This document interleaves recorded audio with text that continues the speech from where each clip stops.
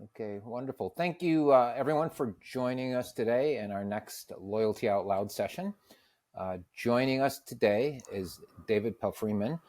David lives in Australia, and I consider David a loyalty and CRM expert. He calls himself a consultant, but he is an expert. He's worked with many of Australia's largest brands, and he's worked with clients from airlines to auto stores to retail across many industries. So, David, welcome to our session today. Thank you. Thank you for having me. Great to be here, Jim. Um, as I said, we're going to focus on the airline industry today. You know, we do these Loyalty Out Loud sessions and really try to focus on a certain topic or a certain industry. And today it's all about airlines. I love loyalty in the airline industry because whenever I tell people the history of loyalty, it began long ago, but many of the structured programs that we know of today have roots in the airline industry. They were there at the forefront and had many of the beginnings. So could you talk a little bit about the history of airline loyalty, talk about some best practices that are happening today, and maybe tell a few fun stories about some examples or stories that you have? Yeah, absolutely. I mean, a lot of people member of airline loyalty programs, but don't really understand how they work. So fundamentally, airlines, they're often the most profitable part of their businesses. A lot of their revenue actually comes from selling their points to banks and credit card companies. So a lot of people don't actually realize the fundamentals of how they work. And the really interesting thing in here in Australia is we have obviously airline tiers, but we have separate tiers and programs for people who don't actually fly. So there are people who are earning so many airline loyalty points and credits without flying. And a great example I'd love to give is here in Australia, you can pay your tax on your credit card. Now, until fairly recently, a couple of years ago, if you say owed the Australian government, the tax department, $100,000, you had to pay it in two batches. You could only pay $50,000 at a time. Recently, they upgraded that to $20 million. Wow. So if you owed $40 million, you'd have to use two credit card transactions to pay that. So there's people paying literally tens of millions of dollars of their tax bill on their credit card. And they're doing this for two reasons. One is because they can get a delay on payment, but probably the main reason they're doing it is so they can get points. Now, we know this works because talking to one of the credit card providers, they provided him with a story of one of their customers who bought a brand new Bentley on points. So you think about how many points they would have had to earn to get a Bentley on points. It's probably now 1-2% value on points. You divide that by the cost of a new Bentley, you come up with a very, very large number. So there's some people out there who are earning huge amounts of points from just spending, not from flying. That's where the majority of these people are. Now, the other interesting thing about in Australia is if you work for government, you're not allowed to earn points on your flights. So if you're a government employee, you cannot earn frequent flyer points on a flight. So what the airlines have done is they still allow you to earn status credits, which means you can get lounge access, you can get seating privileges, all those other things.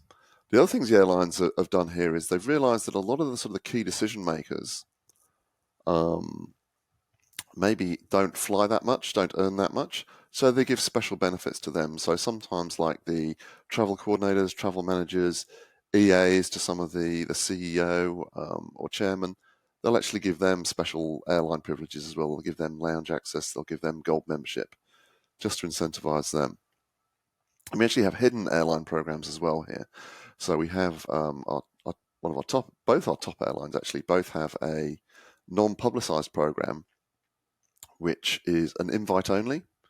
So if you're an influential person or your company's spending above a certain amount, you get access to what we call the Chairman's Lounge, which is invite only. It's you get lots of great benefits like automatic upgrades, access to a special lounge. So the lounges in Australia are crazy. We have a standard Qantas lounge, we have the business lounge, we have the first class lounge, and then we have Chairman's Lounge. So in one airport, we can have 4 or 5 lounges from the same airline, all with different levels of benefits, different levels of food, different qualities of champagne.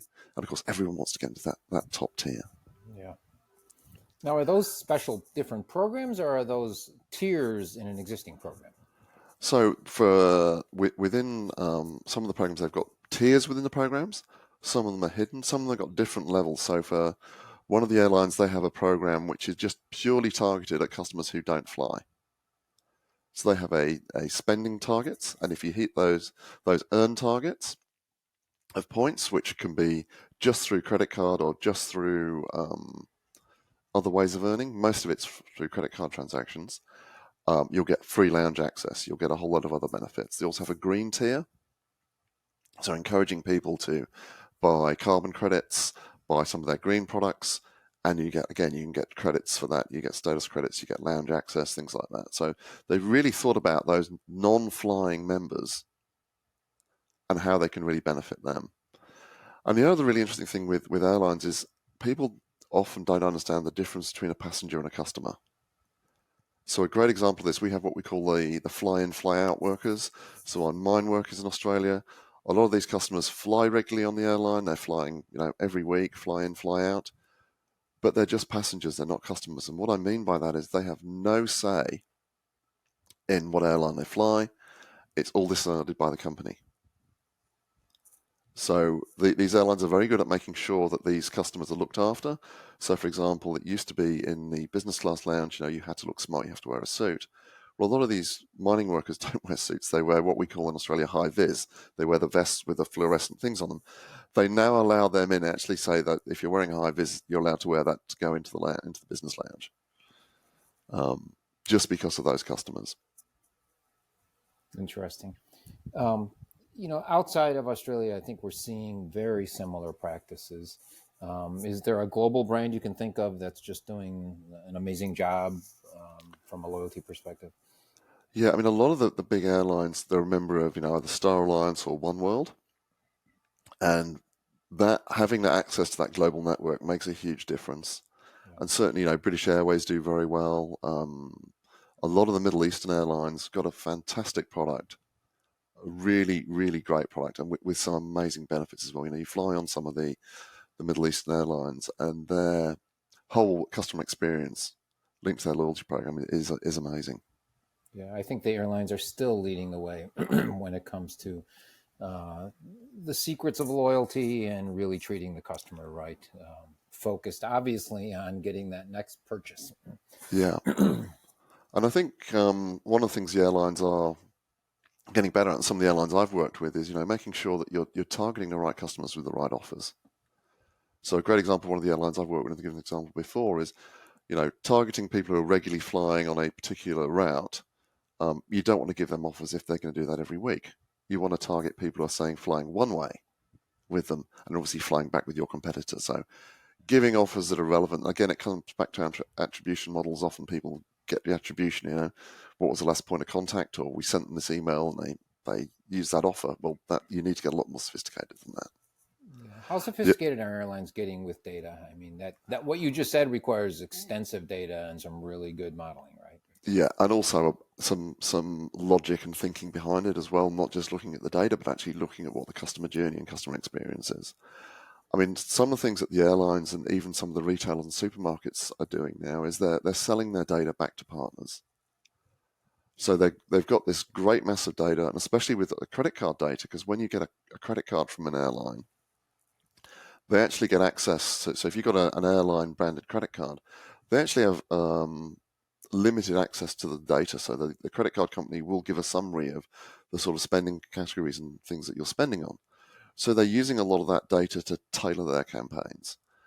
And we're finding this more, especially with retailers, is that they're using their points. They're using their ability to earn points and sell them to really gather that data and get a really good profile of the customer, and then using that profile and selling that back to their suppliers. So, for example, supermarkets will say, and it won't apply to me, but people are buying shampoo. They can say to their people who are suppliers selling shampoo, we can give you a list of customers who are using your competitor brand. We can give them targeted offers for your brand. We can tell you when those offers are successful, and then when they switch back to their other brand. So they're really getting very clever on how they're using that data.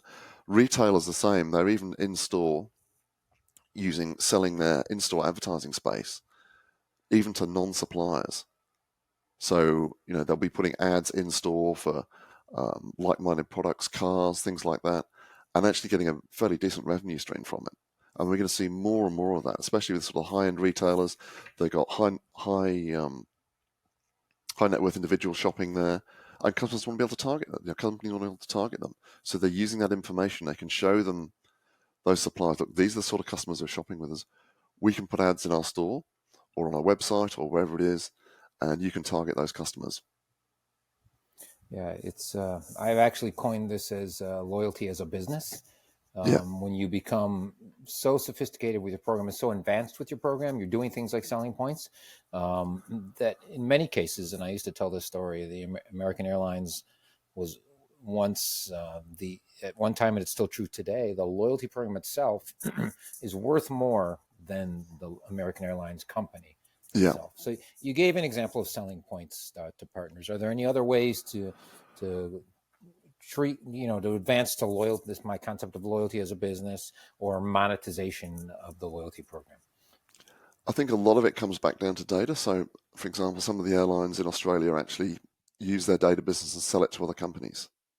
So they'll run loyalty programs on behalf of, say, a bookshop, for example. So a great example I've given before is my daughter used to love these books about a character called Alice Miranda. And I used to usually buy those from Amazon. But I got an email from the bookshop saying the latest book is in store in the local shop. And on the email, it had the address of the local bookshop, which was very close by.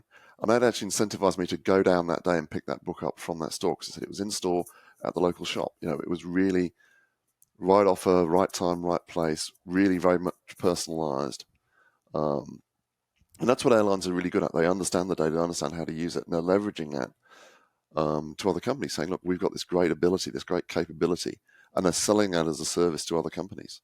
Interesting. So the airlines took their capability, sold it to this bookstore, who then became very sophisticated. But the airline was really driving it behind. Yeah. The driving force. And the other thing that airlines have got, they've got points are a liability for them.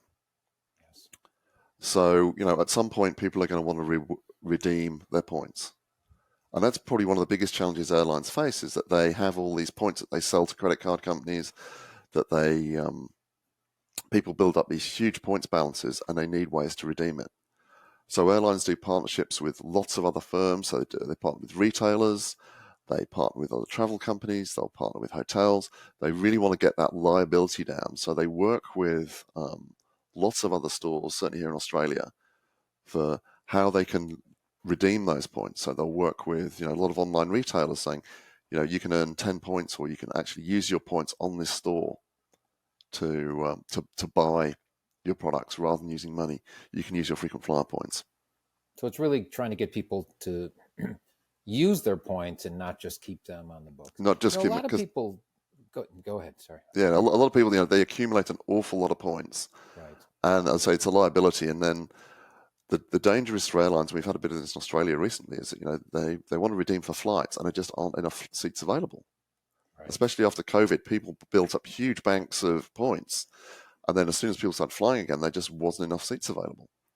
Yeah, that's really interesting. Every time I fly now, the airport is packed. I read the other day that we keep hitting the most TSA, which is our security protocol, that it was like the highest travel day ever we're experiencing. So every flight is overbooked. So this concept of liability, if you can't use points for flights because there's no room, what else are people using points for? How is this liability being managed by the airlines? Yeah, and it's really that getting them to shop, getting them to, with their partners, with retailers, with online shops, to actually use their points to spend online. Interesting. And also a lot of airlines, airlines are huge buyers of alcohol. So you think about how much champagne and wine is served on planes. Mm-hmm. So over here, a lot of the airlines have got their own wine clubs. So they use that leverage, that wine buying that they've got, and then they offer that to their consumers as well. So you can use your points to buy wine. Okay. Interesting. They really have advanced. Are most of the airlines there, can you use your points while in flight to make purchases, buying food, buying cocktails on the flight? Not yet, no. Do you see that coming? I see that coming. I think a lot of the other things that are coming in is there's a lot more online. So a lot of the airlines in Australia are now having in-flight Wi-Fi, and you'll be soon, the in-flight movies and things. I can see a time when they'll start monetizing that a little bit more. Sure, sure. What about, so you talked about a lot of good things. You got any fun horror stories around from the loyalty industry? Who's done it bad? Who's made bad mistakes? How about Oh, some? look, How look, about some good without ones? naming names, I've got a few. I've done consulted to a few companies, and I remember one client in particular. They had a loyalty program that I did quite a bit of analysis on, and I sat down with the CEO and I said, "Do you know where your top 20 members of your loyalty program are?" He said, "No." I said, "They're all within 20 feet of your desk." Hmm. I said, "The only people who've understood your loyalty program and be able to game it are all employees." And she looked stunned. And I said, "They're all sitting just over there. They're the only people who've managed to game your system." I had another client recently who we discovered that there were staff members who were spending in store more than they actually earned. So it meant that, because with the staff discount with all the loyalty programs, it meant that basically they were obviously reselling Uh, and taking a little bit too much advantage of the loyalty program. On top of the staff discount, they were obviously reselling and making a lot of money on the side, which is really not what it's for. I mean, I'm a huge believer in employees being a member of the loyalty program, because they're your best advocates. If they can't join a loyalty program, then it's very difficult for them to sell it. But yeah, often I see customers not. Well, the same employees, taking a little bit too much advantage. So you need to build that in. yep. Another real horror story I've got is a customer who put in a loyalty program, and again, I did the data analysis, and I had one customer who we looked at their spending before they put the loyalty program in. We looked at their spending after they put the loyalty program in. It was flatline. There was absolutely no difference in spending. But during that time, that customer had redeemed $130,000 worth of gift cards. So they'd given the customer $130,000 worth of gift cards for no change in spending, Wow. which here in Australia, you can get a Porsche Macan for that. Wow. So you're basically giving this customer a Porsche for doing nothing. Yeah, all this really highlights the need for making sure when you deploy a program, you really bring some experiential wisdom. Folks like yourself who have launched programs and seen programs run, because when done wrong, you're over rewarding your loyalists, is what I call it. People that already would be coming, already would be shopping, already would Yeah, be buying, but now you're giving them some greater discount, greater benefit, greater reward, more gift cards, whatever it may be, for something they already were going to do. yeah. I mean, my view of a loyalty program, it should change future behavior rather than reward past behavior, as you say. Yeah. It's about giving them an incentive to do something they wouldn't do otherwise. It's giving that little nudge to say, look, if you do this, you'll get these extra benefits. Yeah. So last question as we wrap up today. What do you see as the future for the airlines when it comes to loyalty or even just customer experience? The two have become the same in my definition today. But what do you see coming next? Yeah, I Anything think, look, exciting? personalization is going to get a lot more. I mean, it's interesting with the airlines; they actually have some challenges in terms of customer data, which you wouldn't think so. So, for example, a lot of customers with children, they'll sign their children up to the loyalty program, but often their children don't have email addresses, so they'll use their own email address. So you have one email address with multiple frequent flyer accounts attached to it, which creates all sorts of problems when you're doing marketing. I think there's a lot, certainly here in Australia, with getting a whole lot of new privacy regulations coming through and use of data. And the new regulations that they're looking to introduce in Australia are, I think it's fair and reasonable use of data. And that's in spite of what's in the contract. So there's going to be a lot tighter regulation on how you can use data, and you need to be a lot more careful about what inferences you make from that data.